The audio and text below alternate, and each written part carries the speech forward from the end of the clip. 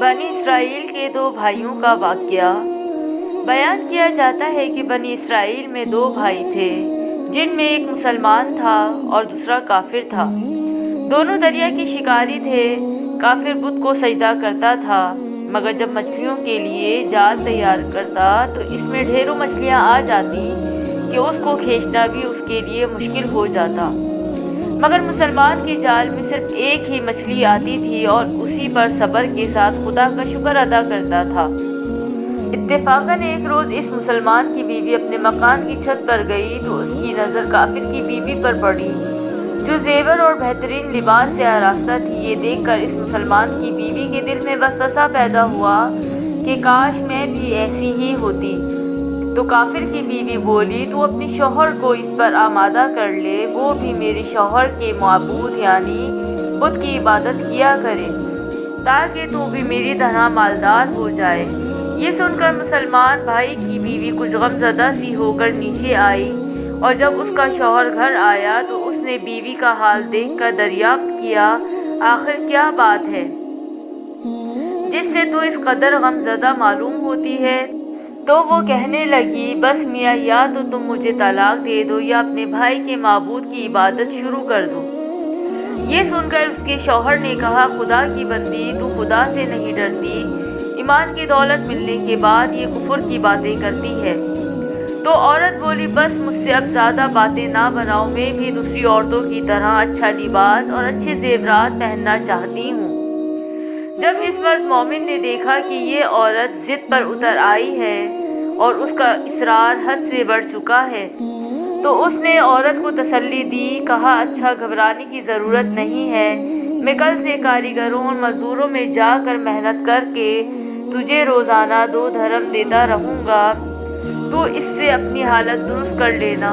یہ سن کر عورت کو کچھ تسکین حاصل ہوئی اور سویرے ہی وہ مومن مرد مزدوری کی تلاش میں نکلا، لیکن کسی نے اس سے حال تک نہ پوچھا۔ یہ دیکھ کر وہ دریا کے کنارے پہنچا اور شام تک اللہ کی عبادت میں مصروف رہ کر رات کو جب گھر آیا تو بیوی نے دریافت کیا، آج تم کہاں تھے؟ وہ کہنے لگا، میں بادشاہ کی خدمت میں مصروف تھا، اس نے مجھ سے 30 دن کام کرنے کی شرط کی ہے۔ عورت نے کہا کہ آخر وہ بادشاہ تم کو کیا دے گا؟ تو اس نے جواب دیا کہ میرا بادشاہ بڑا کریم ہے اور اس کے خزانے مال و دولت سے بھرے ہوئے ہیں، وہ مجھے وہ دے گا جو میں چاہوں گا۔ چنانچہ اسی طرح برابر وہ اپنے معبود برحق کی عبادت میں مصروف رہا، اور 30ویں رات ہوئی تو بیوی نے کہا، سنو میاں، اگر کل تم نے مجھے مزدوری لا کر نہ دی تو تم مجھے لازمی طلاق دے دینا۔ یہ سن کر اس کو اس قدر پریشانی لاحق ہوئی، اور 30ویں صبح کو اس نے ایک یہودی سے کہا، کیا تم مجھے مزدوری پر لگا لو گے؟ یہ سن کر یہودی کہنے لگا، ہاں، تم کو مزدوری تو مل جائے گی، لیکن شرط یہ ہے کہ میرے پاس تمہارے کھانے پینے کا کوئی انتظام نہ ہوگا۔ چنانچہ وہ مرد مومن روزے کی نیت کر کے یہودی کے ساتھ ہو لیا۔ اللہ تعالیٰ کے حکم سے ایک فرشتہ 29 اشرفیاں ایک نورانی طباق میں لے کر اس کی بیوی کے پاس پہنچا اور کہنے لگا، میں بادشاہ کا قاصد ہوں، اس نے یہ اشرفیاں لے کر مجھ کو تیرے پاس بھیجا ہے اور فرمایا ہے کہ تیرا شوہر میرے پاس کام میں تھا، ہم نے اس کو نہ چھوڑا یہاں تک کہ اسی نے ہم کو چھوڑ دیا اور یہودی کے پاس چلا گیا۔ اگر وہ ہمارا کام کرتا تو ہم اس کو اور زیادہ اجرت دیتے، بس یہ ایک اشرفی کی کمی اسی وجہ سے ہے۔ چنانچہ وہ عورت ان اشرفیوں میں سے ایک اشرفی لے کر بازار گئی۔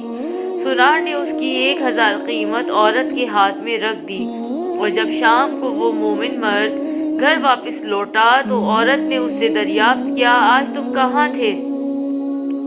اس نے جواب دیا کہ آج میں ایک یہودی کے کام پر گیا ہوا تھا۔ تو بیوی کہنے لگی، آخر بادشاہ کی خدمت ترک کر کے تم دوسرے کی خدمت کیوں کرتے ہو؟ پھر اس کو اشرفیوں کا واقعہ سنایا، جس کو سن کر وہ مرد مومن روتے روتے بے ہوش ہو گیا، اور جب اس کو ہوش آیا تو بیوی سے کہنے لگا کہ افسوس، میں بادشاہ دو جہاں کی خدمت کا حق اپنے اوپر لازم نہ کیا۔ اس کے بعد اس شخص نے عورت کو چھوڑ دیا اور پہاڑوں پر چلا گیا، جہاں خدا کی عبادت میں مصروف رہ کر اس کا انتقال ہو گیا۔ اللہ تعالیٰ اس پر اپنا رحم فرمائے، آمین۔